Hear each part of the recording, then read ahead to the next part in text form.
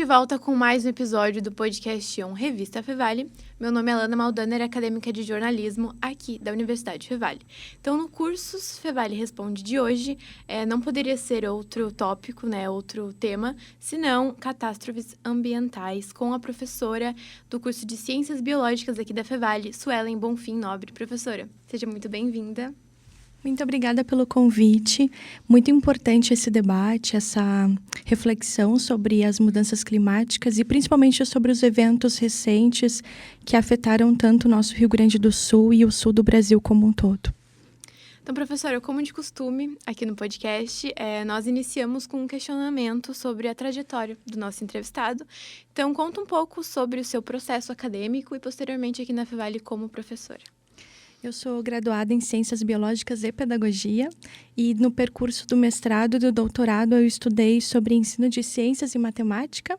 Então, a minha formação é toda voltada para a área de educação e o meu pós-doutorado é na área de educação também. Então, hoje eu atuo nos cursos das licenciaturas, essencialmente, e conduzo também pesquisas dentro do programa de pós-graduação Diversidade Cultural e Inclusão Social, a nível de mestrado e de doutorado. E o meu projeto ele é voltado para a ecopedagogia, conectando as minhas formações em ciências biológicas e pedagogia. E eu trabalho dentro dessa perspectiva de inclusão social, de políticas públicas voltadas para a educação e mudanças climáticas. Então, na nossa conversa anterior, quando a gente marcou a gravação, você disse que atualmente pesquisa sobre a educação em mudanças climáticas, e agora você também comentou. Então, onde se enquadra realmente essa educação, desde o fundamental, mais ensino médio, como é que funciona? Nos ambientes escolares e não escolares. Então, nós estamos ampliando o olhar da população em geral acerca da emergência climática que nós estamos vivenciando e da importância de nós expandirmos as ações de educação ambiental para os ambientes não escolares, ONGs, associações de moradores, asilos, diferentes movimentos sociais, porque nós precisamos estar preparados para catástrofes ambientais, o que fazer no caso de erosão hídrica, de um deslizamento, desmoronamento, essas questões assim de erosão como um todo, nós precisamos pensar, quais ações, qual é o número da Defesa Civil, as pessoas não sabem, Então, nós precisamos nos preparar e também alertar os nossos familiares acerca desses riscos, porque cada vez mais, e as pesquisas indicam esse cenário, que os desastres ambientais eles não serão pontuais, eles serão rotineiros, eles serão de forma muito contínua na nossa vida, E essa emergência climática, do ponto de vista de estudos, nós esperávamos para daqui a 10 anos, 20 anos, Então, ela foi antecipada. E por que ela foi antecipada? Por causa das ações antrópicas, a ação do ser humano, do humano. Então, juntos agora, diante desse cenário de catástrofes, precisamos pensar, como tentar amenizar os impactos ambientais e conviver com esses riscos. Uhum. Voltando agora também à educação, que a gente estava comentando antes, a gente sempre pensa em começar a introduzir esse tipo de assunto com as crianças. Então, a partir de que idade a educação ambiental entra na vida ali da criança que se torna efetivo ensinar para ela esse tema? Ótima pergunta. A Política Nacional de Educação Ambiental ela foi homologada no Brasil em 1999. E, de acordo com essa lei, nós precisamos trabalhar a educação ambiental desde a faixa etária da educação infantil, faixa etária 0. Então, nós precisamos dar uma continuidade. A educação ambiental não vai ser um ponto, uma etapa na escolarização do indivíduo. Ela deve ser de forma contínua, no processo de vida, no decorrer da vida. E aí as diferentes situações de aprendizagem é o que contribuem para a formação da consciência ecológica, Então, os estudos apontam que crianças que tiveram contato com recursos naturais na infância, crianças que tiveram oportunidade de separar os seus resíduos, crianças que tiveram essa sensibilização ambiental na infância, têm um desenvolvimento cognitivo e socioafetivo melhor. Então, não sou eu, Suelen, que estou falando, né? Muitos pesquisadores da área de educação, da área de psicologia também apontam esse cenário. E essa sensibilização ambiental vai fazer toda a diferença na vida adulta, não só na perspectiva cognitiva e socioafetiva, mas também no cuidado com o ambiente, né? O respeito à biodiversidade, né? O saber que não pode deixar um resíduo de construção civil na calçada, porque vai afetar a qualidade do solo, vai ocasionar problemas ali naquela área, né?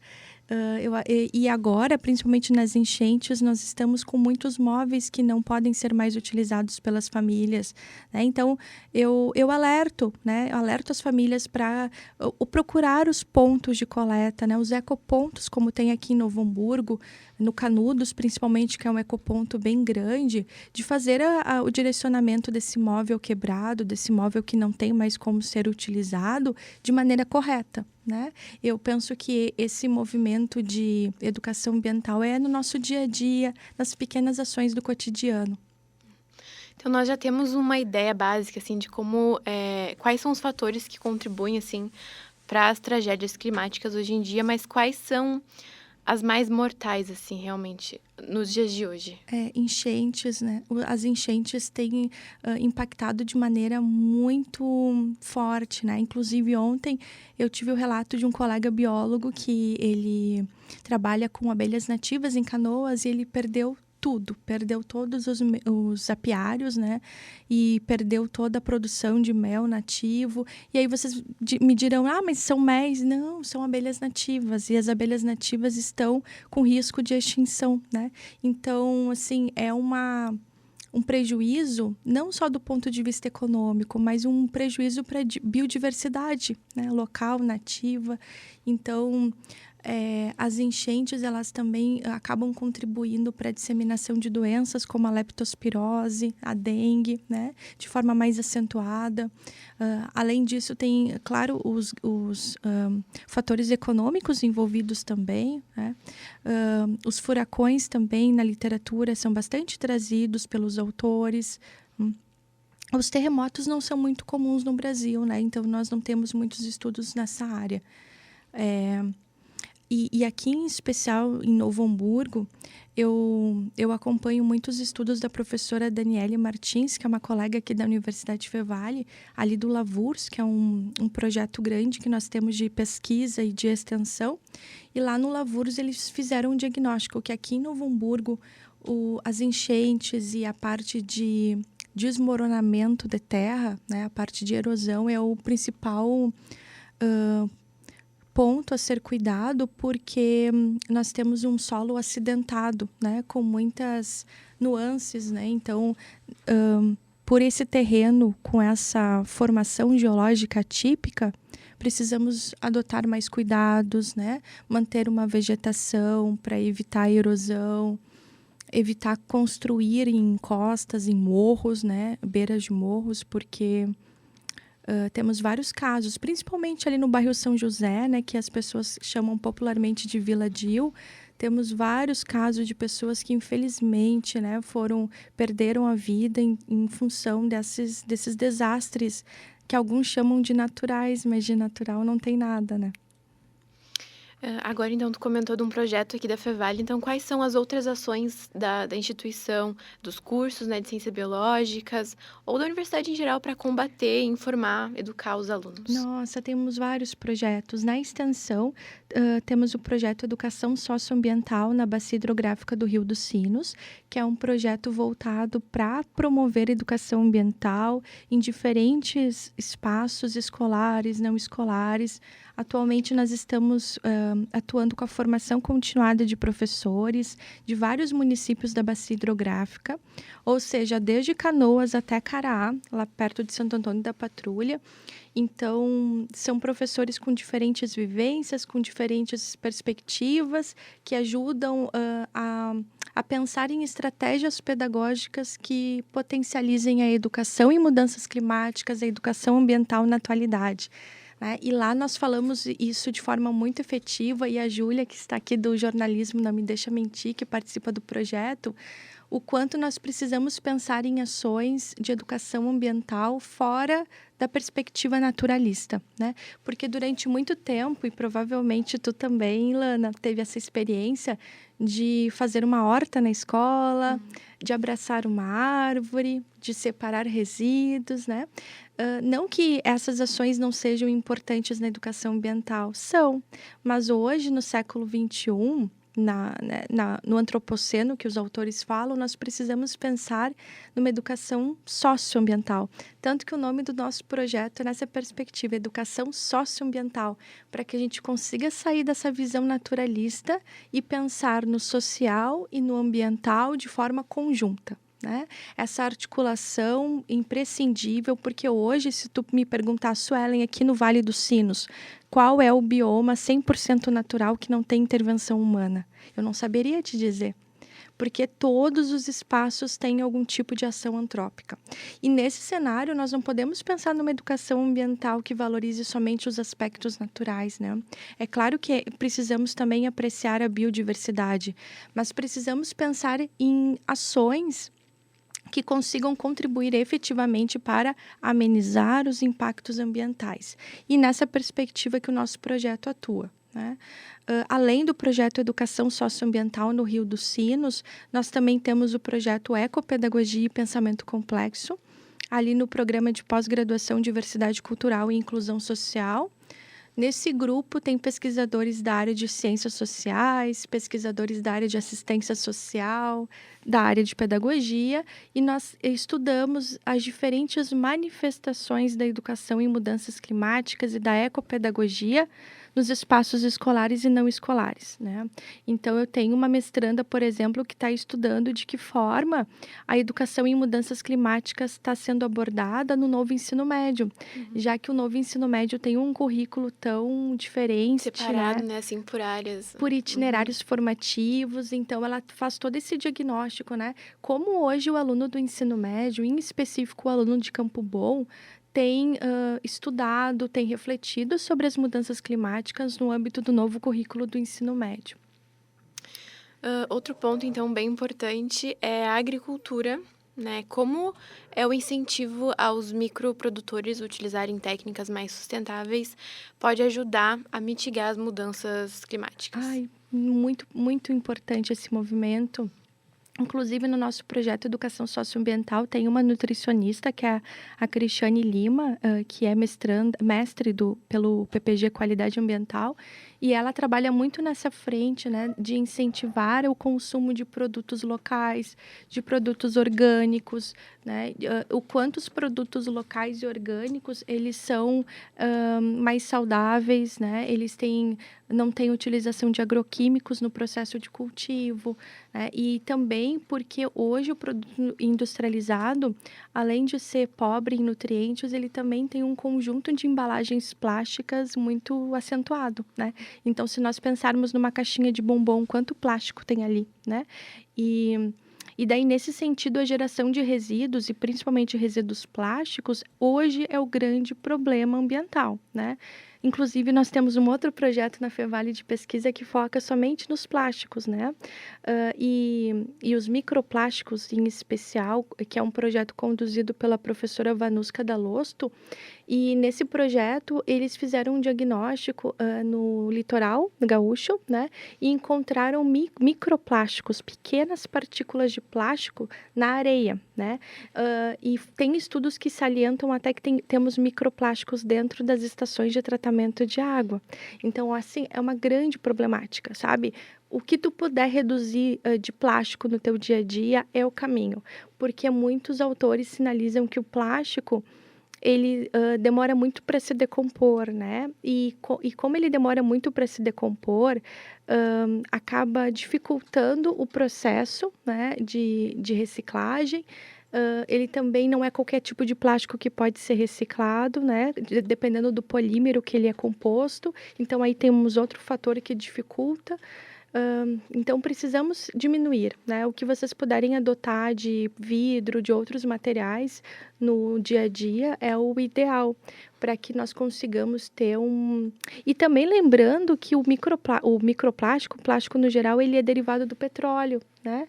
E o petróleo hoje é o grande poluente que acaba contribuindo para as mudanças climáticas, para o efeito estufa, para o aquecimento da atmosfera terrestre, né? Parece assim tão impactante, né? Mas se tu pensar no teu dia a dia, assim, o quanto de plástico tem na nossa vida, né? Praticamente tudo, né? O tempo Muito, todo. muito, muito. Aí, e não tem como fugir, né? Eu não tem como fugir. Mas aí, o que que nós precisamos pensar? Eu vou comprar um pote de plástico, qual empresa que fabricou? Ele é livre de BPA, ele tem um processo de fabricação mais limpo, é um movimento que ajuda, né? A selecionar os produtos que tu consome. Esses dias eu estava vendo uma matéria no jornal e a Holanda é um exemplo, né, do país que aprendeu a lidar com catástrofes climáticas de uma forma positiva hoje em Sim. dia. Então, o Brasil e o Rio Grande do Sul, aqui em específico, conseguem fazer o mesmo com o que a gente tem aqui agora, no momento? Consegue. Ali eu estava vendo alguns mapas do PPG Qualidade, né? Que eles têm vários mapas das bacias hidrográficas e também dos banhados da região. E claramente nós conseguimos ver ali, principalmente aqui em Novo Hamburgo, que a área do Canudos, que foi alagada agora nessa última grande enchente, em maio, ela era um banhado. Né? Então, assim, o banhado ele foi aterrado para a construção civil. Né? Então, se nós conseguirmos realocar, por exemplo, as famílias para um outro território e utilizar aquele território para fazer o banhado novamente, né? Recompor toda a vegetação que estava ali, é uma iniciativa muito válida, né? Porque não temos como não ter áreas verdes, né? Porque as áreas verdes, elas são o que permeia, né, o que deixa o solo permeável, o que possibilita a absorção do recurso hídrico proveniente da chuva, né? Então, a reconstituição de áreas verdes, principalmente nesses grandes centros urbanos, como Canoas, São Leopoldo, Novo Hamburgo, é uma iniciativa imediata, sim, para ontem, né? E aí não é fazer arborização com podocarpos ou com eucalipto, como eu vejo, né? É uma arborização com vegetação nativa, né? Porque nós precisamos também pensar na diversidade vegetal, não é colocar ali um conjunto de plantas exóticas e dizer que foi, né, de uma espécie só, que normalmente fazem, né? Fizemos aí uma cobertura vegetal, né?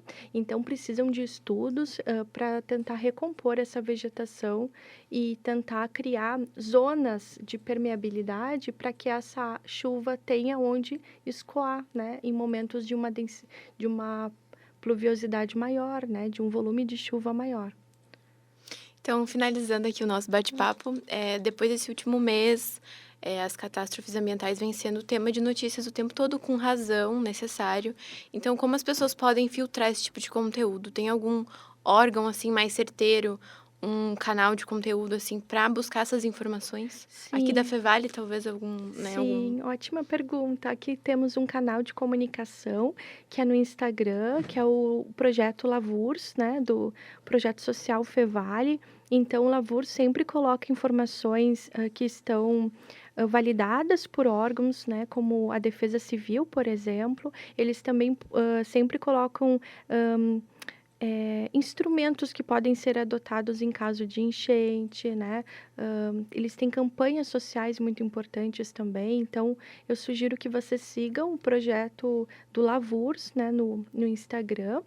E além disso, nós temos também uma comunicação muito boa com a Defesa Civil de Novo Hamburgo, né? E a defesa, diferentes profissionais que atuam na Defesa Civil aqui em todo o Vale dos Sinos, e eles têm também uma comunicação muito assertiva no Instagram. Então, eu recomendo que vocês sigam o perfil deles, né, da Defesa Civil. E eu, enquanto cidadã, eu sempre procuro seguir Comusa, Corsã, porque daí ali eu sei que as informações serão realmente verídicas e não fake news, né? Esses perfis também ligados a prefeituras, eu penso que são mais confiáveis, né? Então, é uma forma de nós assegurarmos a informação que chega até nós. Então tá, professora, agradeço muito a tua participação aqui no podcast. Eu que agradeço a oportunidade. Muito obrigada. Então, nesse primeiro bloco do podcast Revista Fevale, Cursos Fevale Responde, conversamos sobre o tema catástrofes climáticas ambientais com a professora do curso de Ciências Biológicas, Suelen Bonfim Nobre. E no segundo bloco, meu colega Jackson Batista vai conversar com o professor do curso. Tudo bem, Jackson? Tudo bem, Lana. E nesse segundo bloco vamos conversar com o professor do curso de Ciências Biológicas da Universidade Fevale, Marcelo Pereira de Barros. Seja muito bem-vindo, professor. Obrigado. E, professor, para a gente já começar, queria que o senhor contasse um pouco sobre a sua trajetória aqui dentro da universidade. Ok. Então, eu sou biólogo, né? Eu entrei na Universidade Fevale em final de 2001. Eu comecei aqui no curso de Ciências Biológicas dando 2 disciplinas.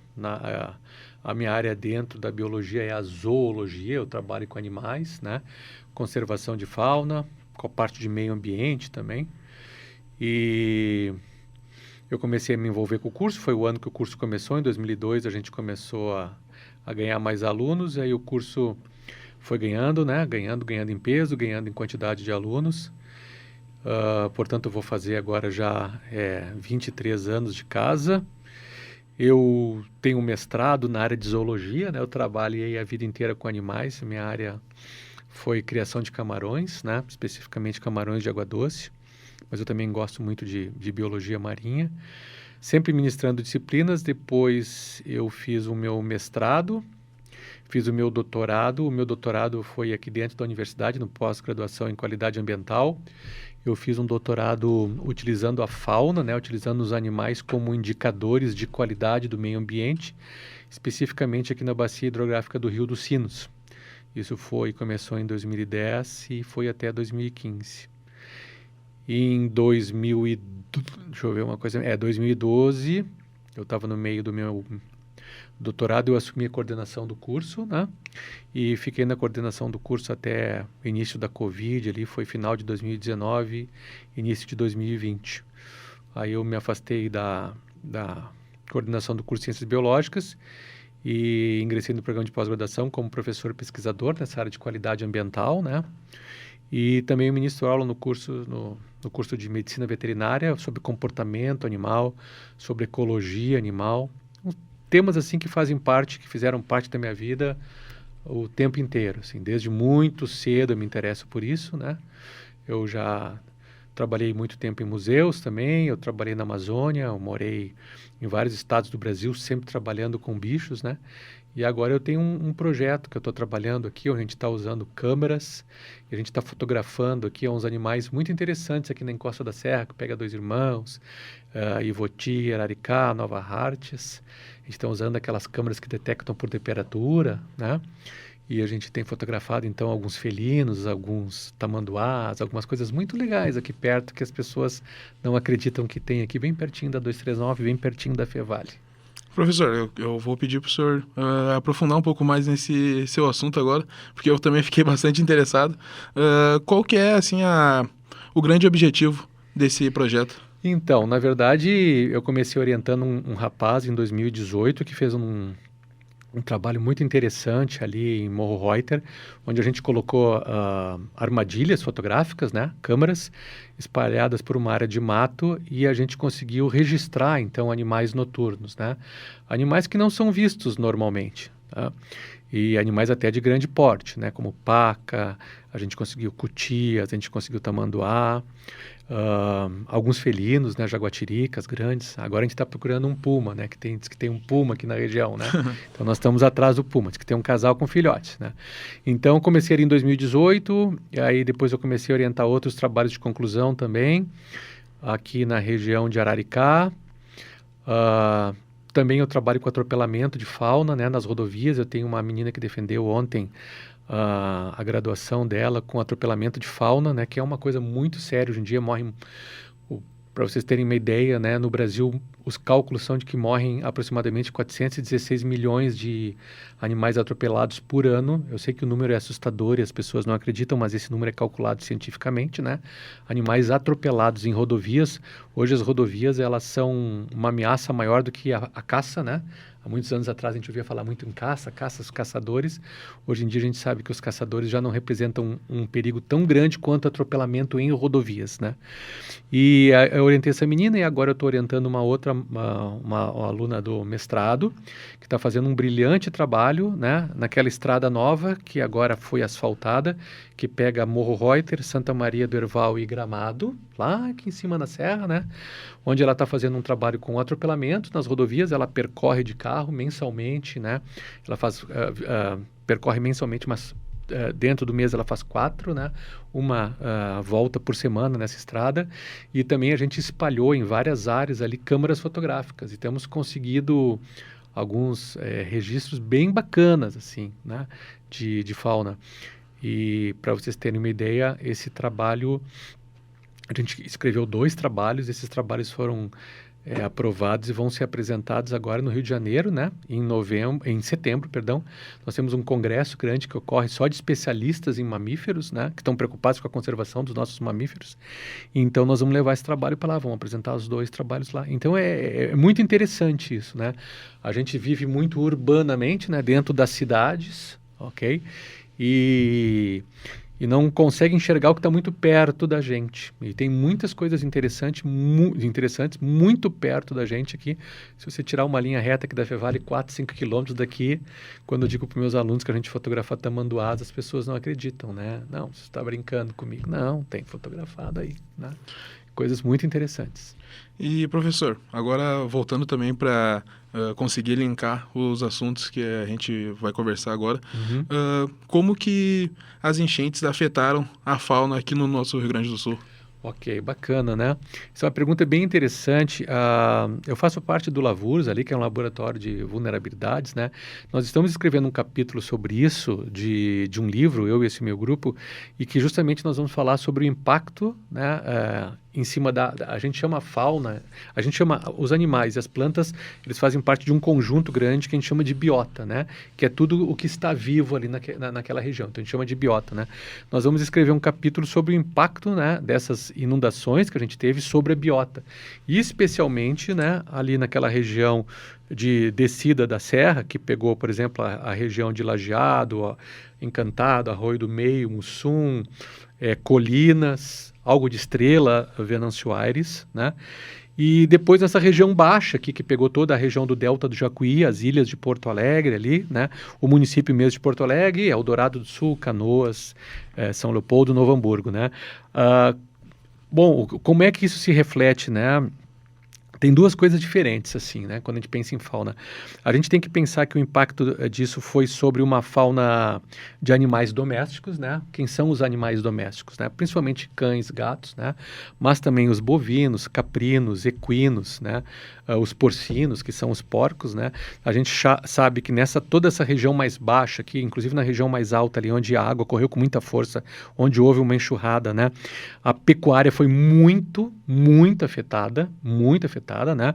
A gente tem dados hoje em dia que a gente teve mais de 2 milhões de aves mortas, né? Aves de corte, frangos que iriam para corte, por exemplo, né? Então, 2 milhões de animais que morreram só de aves, né? Tivemos uma quantidade incalculável ali de bois e vacas que morreram também, né? Cavalos. Isso tudo foi carregado para dentro do rio, né? Isso tudo foi carregado pela água, de porcos também, né? E os cães e os gatos, né? Os gatos, eles têm uma habilidade maior de escapar desse tipo de evento, então eles conseguem subir nas casas, subir em árvores, né? Os cães, eles não têm essa habilidade, então a gente sabe que houve uma quantidade imensa, né, de animais que morreram, e a gente sabe também que nos momentos fortes aqui do início ali da inundação, né, a gente chegou a ter 30 a 35 mil animais em abrigos de cães, né, cães e alguns gatos. Inclusive a Fevale aqui foi um ponto de recebimento, né, e o Hospital Veterinário da Fevale até hoje está cuidando de alguns animais, né. Bom, isso sobre a fauna que a gente chama, sobre os animais domésticos, né?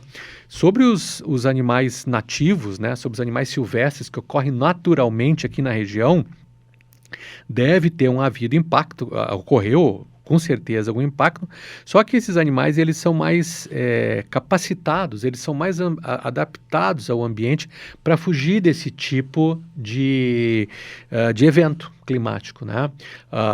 Essa inundação que aconteceu, né, principalmente na parte baixa aqui que pega Novo Hamburgo, São Leopoldo, Eldorado, Canoas, né? Essa inundação ocorreu em áreas que normalmente já são inundadas. Isso é bem importante que as pessoas entendam isso, né? E que isso não foi um evento isolado, né? Nem em relação ao passado, nem é um evento isolado em relação ao futuro, né? Então, a fauna que normalmente ocupa esses lugares, né? Eles têm habilidade para conseguir, dentro de de determinado período de tempo, escapar disso, né? Então, por exemplo, anfíbios conseguem subir em árvores, né? Sapos, rasperecas, as serpentes conseguem se abrigar em alguns lugares, né? As aves que voam, né? Que não são as aves de criação, por exemplo, elas conseguem tranquilamente escapar disso, porque eu sempre brinco, né? Uma ave batendo asas em 10 minutos, ela voa quilômetros de distância, então ela consegue sair disso, né? E os mamíferos, os maiores, por exemplo, felinos, canídeos, né? Eles também conseguem, sob determinados aspectos, escapar disso, porque eles evoluíram e eles conhecem a região, né? Principalmente essas regiões mais vegetadas. Agora, claro, né, a acumulação maior se deu dentro dos centros urbanos, então teve um impacto maior naquilo que a gente enxerga que é dentro do centro urbano, né? Que foi eu não gosto de usar o termo de desastre, tá? Eu sei que isso incomoda algumas pessoas, né? Eu não gosto de usar a palavra desastre. O que ocorreu não foi um desastre, né? E o que ocorreu também não foi um acidente, né? O que ocorreu foi um fenômeno, né? Que são coisas que acontecem com períodos maiores de tempo, mas um fenômeno que já era esperado. Quem trabalha com hidrologia, quem trabalha com aquecimento global, né, a ciência sabe que isso volta e meia acontece, que isso iria acontecer, né? Principalmente nas áreas mais baixas aqui do estado, onde pega ali aquela região toda do delta do Jacuí, né? A gente tem a famosa enchente de 41, a gente teve enchentes anteriores, né? Desde 1868 já se sabe que toda aquela região ali alaga, eu estou falando 1868, né? Tanto que eu sempre brinco, vocês conhecem alguma igreja que alagou? Não, né? As igrejas sempre foram construídas em lugares altos, né? Porque eles têm um conhecimento histórico do lugar certo para construir a igreja, né? Então, vejam que interessante isso. É uma curiosidade. É uma curiosidade interessante, né? Tanto que quando dá esses eventos de inundação, o que acontece? As pessoas se refugiam aonde? Nas igrejas e nos salões paroquiais, né? A exceção da igreja que fica ali no delta do Jacuí, na ilha, né? Que ali sim é uma zona de baixio que não tem nenhuma elevação. As igrejas notavelmente, historicamente, sempre se colocaram em lugares altos, né? Já prevendo que os desastres vão acontecer, entre aspas, né? Então, isso que, na verdade, aconteceu, na minha visão, né, assim, de biólogo, eu sou muito interessado em geologia também, isso foi um fenômeno natural, né? Um fenômeno natural impulsionado, né, acelerado pelas nossas ações, né? As ações humanas estão levando a isso. São várias ações, a gente pode ficar aqui discutindo horas e horas e horas, né? E o que a gente tem que pensar também, tudo isso que aconteceu se deve a uma característica geográfica muito marcante no Rio Grande do Sul, né? Que é o que eu chamo de efeito funil. Se a gente pegar, eu vou me afastar um pouquinho aqui, se a gente pegar e olhar a geografia do estado do Rio Grande do Sul, né? O estado do Rio Grande do Sul é largo e aberto em cima e afunila em direção às lagoas costeiras mais lá embaixo, né? Ou seja, então a gente tem uma grande zona de captação de água de chuva, que foi o que aconteceu, choveu intensamente num período de tempo que não foi tão curto assim, e essa água toda funilou para descer. Quando toda essa água funila para descer, né, que ela tem que passar, principalmente toda a água que é coletada na bacia, na região hidrográfica do Guaíba, obrigatoriamente ela tem que passar na frente de Porto Alegre. Obrigatoriamente ela passa na frente de Porto Alegre. Não tem outro lugar. Se vocês pararem para olhar o nosso estado, onde que nossos rios têm ligação com o mar, né? A gente tem o rio Mampituba, que é uma bacia hidrográfica pequena ali em Torres, ok? Depois nós temos as lagoas costeiras, que a gente tem a saída do rio Tramandaí, entre Imbé e Tramandaí ali, né? Que ali não chegou a encher, porque ali a bacia costeira não choveu ali. E depois a água que cai no centro do estado, né? A exceção do que corre para a bacia do rio Uruguai, ela tem que drenar para frente de Porto Alegre. Então ela passa na frente de Porto Alegre, depois ela cai na Lagoa dos Patos e ela tem que sair pela Barra de Rio Grande. Ou seja, então a gente tem um represamento, que a gente chama de represamento a montante, é um represamento que ocorre acima, né? O que acontece? A água foi represada ali. É como você pegar uma quantidade muito grande de água e derramar dentro de um funil. o funil vai encher e vai extravasar, né? Então, isso, fisicamente, a gente enxerga nítido o efeito funil, né? Ali na frente de Porto Alegre, a média do canal ali, onde a água escoa, é 940 metros, né, de largura entre uma ponta e outra, ali entre a ponta do gasômetro e a colônia Z5 de pescadores que fica ali, né, nas ilhas. Então, toda essa água tem que passar por ali, né? E não vai passar rápido como ela chegou. É o que está acontecendo agora. Hoje a gente ainda está com uma cota elevada dentro do Guaíba, né, do lago ali, e isso vai demorar alguns dias ainda para baixar completamente, né? E teria como ter evitado tudo isso? Não. Assim, a gente... essas coisas não se evitam, né? Essas coisas se amenizam, né? Se a gente tivesse um maior respeito, por exemplo, à ocupação de zonas irregulares ou de zonas perigosas, né? A gente não teria, por exemplo, esse problema humanitário que a gente teve, né? Se a gente tivesse uma preservação das matas ciliares na beira, na borda dos rios, talvez tanta coisa não tivesse sido carregada para dentro, né? Então, se a gente não tivesse esse aumento de temperatura, porque na verdade essa chuva toda ela foi em função de um aumento de temperatura lá na costa do Pacífico, né? Isso aumenta 1 grau de temperatura na costa do Pacífico, despeja muita água aqui em cima, não tem como evitar isso, né? Isso é um fenômeno climático global. Essa água vai chegar, a gente pode se trabalhar com isso? Pode, mas são trabalhos de longo prazo, né? A gente viu que os sistemas de proteção e de contenção de cheias não serviram. A gente tem que ser muito honesto, né? Eu me criei, vivi a vida inteira em Porto Alegre com o famoso muro da Mauá e o sistema de contenção. O sistema de contenção de cheias de Porto Alegre tem 68 quilômetros, né?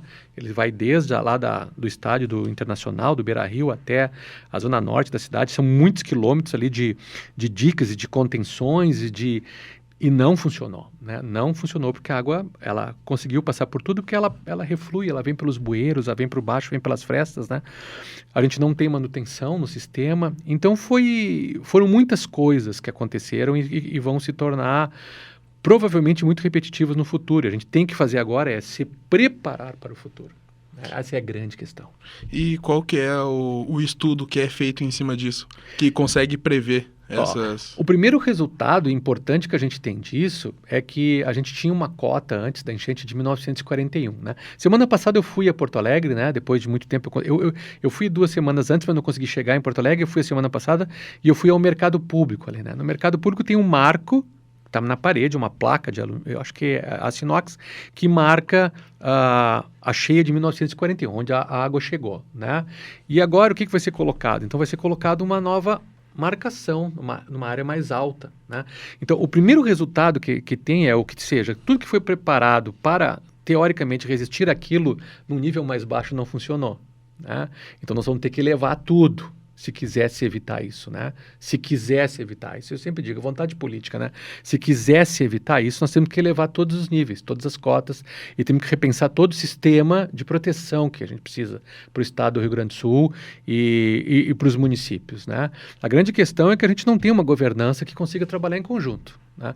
Não adianta Novo Hamburgo chegar e fazer obra, se São Leopoldo não fizer, certo? Não adianta Porto Alegre fazer obra se São Leopoldo e Novo Hamburgo não fizerem, né? A gente precisa de um grande trabalho, de uma grande união, de uma grande governança estadual para pensar o que vai ser do futuro. Em 1941 a gente teve o aeroporto Salgado Filho, por exemplo, que está parado agora, vai ficar parado até provavelmente em janeiro do ano que vem. Sempre foi problemático, porque sempre teve nevoeiro, né? As pessoas mais antigas sabem que era um problema decolar no Salgado Filho quando a gente não tinha esse sistema que a gente tem hoje em dia ali de localização, né? Porque o Salgado Filho parava no inverno. Mas parava no inverno por quê? Porque sempre tinha nevoeiro ali. Mas tem nevoeiro aonde, né? Sempre tem nevoeiro em área úmida, em zona de baixada, onde tinham banhados antes. Aonde foi construído o aeroporto Salgado Filho, né? O cálculo estimado agora, 600, 700, 800 milhões para reconstruir o aeroporto, com uma chance grande de que isso se repita em alguns anos novamente. Aí a pergunta que eu faço é assim, vale investir tudo isso de novo? Para passar a mesma questão daqui a alguns anos, talvez? Mas pode durar 20 anos. Sim, mas vai acontecer, né? Aí eu vou te pergunto para quem está ouvindo, por que o aeroporto do Exército em Canoas, a base aérea de Canoas, não encheu de água? Não encheu, né? porque Só- foi pensada antes. Mas pegou água também. Pegou, mas não evitou, né, esse problema, porque ela já foi construída numa cota mais elevada. Então, são os estudos, né, são as comprovações. Né? Vamos, de novo, investir, né, em tudo novamente, e para que a gente tenha um tempo de resiliência. Mas a enchente foi em 41 e agora foi 2024. Né? 67, um ano antes de eu nascer, Porto Alegre teve uma grande enchente. Né? 67. Só procurem as capas do jornal, 1967. Tá? 2006 o Guaíba encheu, inundou a Zona Sul. 2016 para 2017 a gente teve também. Né? Claro que não nessas cotas tão elevadas. Mas isso vai retornar, é uma questão de tempo. Né? São Leopoldo é uma cidade construída numa cota baixa. Mas daí seria uma sugestão também ali do aeroporto de trocar Tem o estudos local? para isso, né? Tem estudos para isso já, né? Tem estudos que provam que aqui... que tem estudos que indicam que aqui em Estância Velha, entre Estância Velha e Portão, seria uma zona interessante para se construir um aeroporto. Né? Tem estudos que mostram isso, tá? Tem grupos trabalhando com isso, né? A grande questão é assim, Porto Alegre vai perder, né? Quem se utiliza do aeroporto em Porto Alegre, por exemplo, vai perder horas e horas numa estrada para vir até Estância Velha ou vir até Portão, né? O metrô está fechado. Eu tive em Porto Alegre também, que nem eu falei, foi quarta-feira, hoje quarta-feira de semana passada. Tudo fechado. As estações, a gente chama isso de soleira negativa. As estações do Transurb, né, 2 ou 3, são construídas em cota baixa. O que é cota baixa? Elas estão abaixo da cota do rio. É óbvio que elas iriam inundar. Quando o rio passasse, as bombas não dão conta de tirar a água dali, né? E Porto Alegre tem várias casas que são construídas em edifícios, apartamentos, né? Que são construídos que a gente chama de soleira negativa, que abaixo do nível da rua chove, enche água, né? Mas como são coisas pontuais, agora está todo mundo muito impactado com isso aconteceu, isso está na mídia, mas mais uma vez, né? É bom que o programa fique gravado, isso cai no esquecimento, né? Você é muito mais jovem do que eu, isso vai cair no esquecimento. Aí talvez vocês falem daqui a uns anos, mas a enchente da década de 20, vamos estar falando 2024, né? Como essas pessoas falavam, né? Meu pai falava da enchente de 41, né? A ciência, né? Assim, os dados, e a gente tem, isso é muito importante, eu falo demais, me desculpe, mas assim, Porto Alegre tem um centro de excelência em hidrologia, tá? Que é o Instituto de Pesquisas Hidrológicas da URGS, né, o famoso IPH, que se manifestou e fez trabalhos excelentes, está trabalhando, né, agora, desde que essa loucura toda começou. Tá? O IPH é um instituto que tem pesquisadores do mais alto nível. Né, do mais alto nível. Então, tem que se consultar esse conhecimento que está disponível, e vejam quantas vezes eles estão falando, estão na imprensa, estão dando declarações, né? Eles estão disponíveis para ajudar. Tem que se... Só há um jeito, né? O problema é que no Brasil muitas vezes as decisões são políticas e não técnicas. Eu acho que a grande questão para a resolução desses grandes problemas é que as soluções elas não podem ser políticas, né? E eu sei que aqui eu falo, e a contragosto, muitas pessoas não gostam de ouvir isso, mas as decisões têm que ser técnicas. Não é uma Assembleia Legislativa ou uma Câmara de Deputados, federal, estadual, não importa, um Congresso que decide onde fica, onde não fica, um aeroporto, onde se constrói ou não se constrói um dique, né? Isso tem que ser muito bem balizado por estudos. Aí a gente começa a acertar, né? É a valorização da ciência. O senhor acredita que, então, com obras na infraestrutura das cidades aqui que foram atingidas, já vai ser uma boa medida para prevenções futuras? Isso. Perfeito a tua lógica. A gente chama isso de previsão de cenários, né? O que é previsão de cenário? Previsão de cenários, a gente pensar o que pode acontecer daqui a 10 anos, 15 anos ou 20 anos, né? A gente tem visto que a temperatura média global tem aumentado, né? E que existe uma variação, né? Por exemplo, de chuvas e de secas, ou seja, o clima ele se tornou muito instável, né? Então, até essa semana a gente teve enxurradas fortes na Alemanha, enxurradas fortes ali na Itália, né?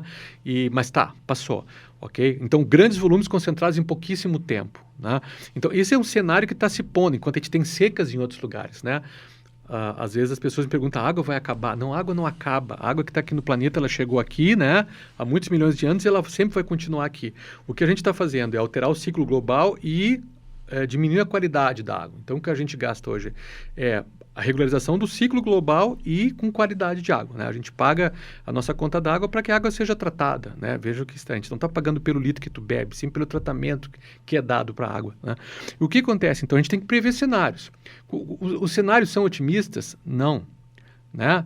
Todas as visões, todas as lógicas nos dizem que a temperatura está aumentando, que esses fenômenos vão aumentar, a gente vai ter chuvas mais constantes, né? A gente vai ter mais constantes, mais concentradas em determinado período de tempo, ok?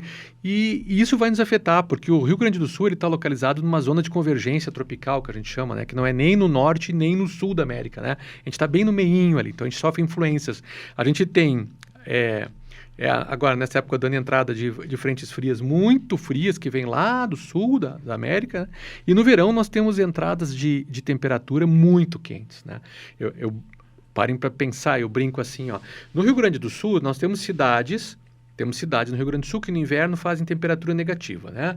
Fazem lá 2, 3, 4, às vezes 5 graus abaixo de zero, né? Ali no ponto de orvalho medido.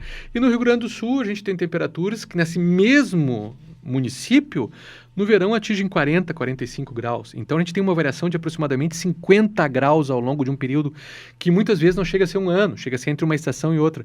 Isso está dentro do estado do Rio Grande do Sul. Vejam que interessante. Então, a gente tem aqui, sim, né? A gente está numa zona que vai ser muito impactada nos próximos anos. Quanto tempo eu não posso te dizer. E, professor, qual é a diferença entre as enxurradas que estão acontecendo tanto na Alemanha quanto na Itália para as enchentes que aconteceram aqui no Rio Grande do Sul? Isso é boa tua pergunta. O que acontece é o seguinte, né? Quando a água se movimenta, a gente pode ter a água se movimentando muito rápido, que é quando ela traz muita energia, que é quando a água, por exemplo, está descendo o morro. Né? Então, a gente chama isso de enxurrada. Então, chove numa área alta, né? Por exemplo, aqui no Rio Grande do Sul, nossos rios nascem na serra, depois eles têm um trecho ali onde eles têm uma descida, uma declividade, e depois eles chegam no plano. Né? Então, o que acontece? Quando a água cai lá em cima da serra e ela desce muito rápido, passando por cidades, por exemplo, ela causa uma enxurrada, porque tem muita energia, tem muita força de deslocamento. Né?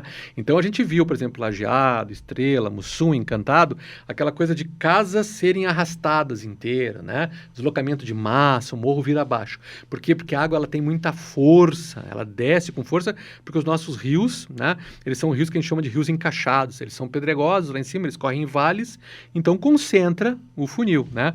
Quando a água chega aqui embaixo e desacelera, o que acontece? Ela diminui a sua velocidade, né? Até porque o rio, os lagos, em função, não importa, eles têm um calado menor, eles são mais rasos, e aí ela vai para o lado, ela se espraia, né? Ela vai para o lado.